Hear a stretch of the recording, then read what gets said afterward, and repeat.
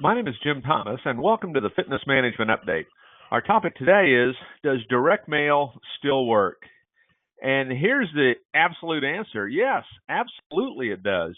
Let me tell you some of the things that we have found is when we go in and look at clubs and they've done direct mail campaigns and they're complaining that, hey, we didn't get the response, it's not working, it wasn't worth it, we go back in and we listen to the phone calls, and we've had situations where there's been literally hundreds of calls in there that have come in from the direct mail campaign that were not only improperly handled, we've actually had situations where club staff have actually referred some of these people to other clubs. So here are some things we want you to look at when it comes to controlling those phones that really allows you to monitor direct mail and where you're at with it. First thing, don't have your phone answer with a voicemail. It needs to be answered by a live person. Don't use voicemail. Number two, make sure you've got a script. Make sure that front desk person knows how to handle this call, knows how to gather the initial information, how to transfer it over, to the salesperson.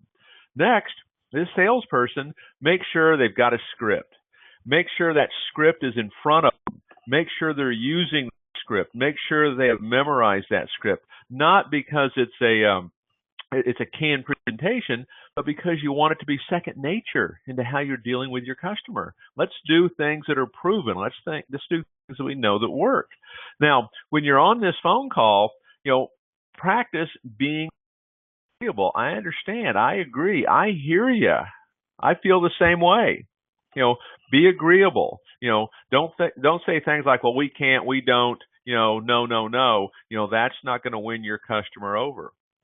Next, make sure you're logging in every single phone call. This needs to be part of your company policy. Every inquiry that comes in, who is it, contact information, and how did they hear about you?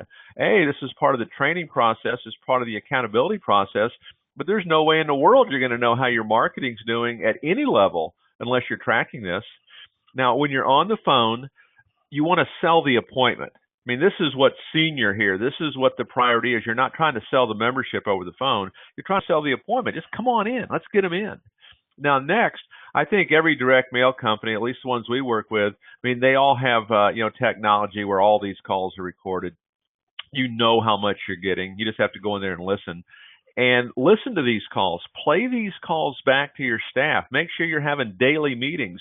Listen to these calls in these daily meetings. Talk about the calls. Because the better you get, the better you're going to be able to do. I know back when we first started the consulting business, I would literally go in and take over these clubs. And, our charge was to get them turned around.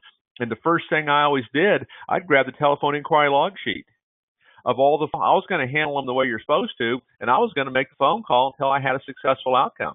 So listen to your phone calls. This is a great source of leads for you, and it's a great way to train your staff, but it's also going to tell you, what, you're getting calls. Direct mail does work. Most clubs that we see, they get significantly more inquiries than they realize. And it's like when you get that phone call, hey, directions to your club. You know what? That's a phone inquiry, because I don't think any member needs directions to your club. And this requires training. It requires accountability. Follow these steps. It'll make a dramatic difference in your business. My name is Jim Thomas, and this has been the Fitness Management Update.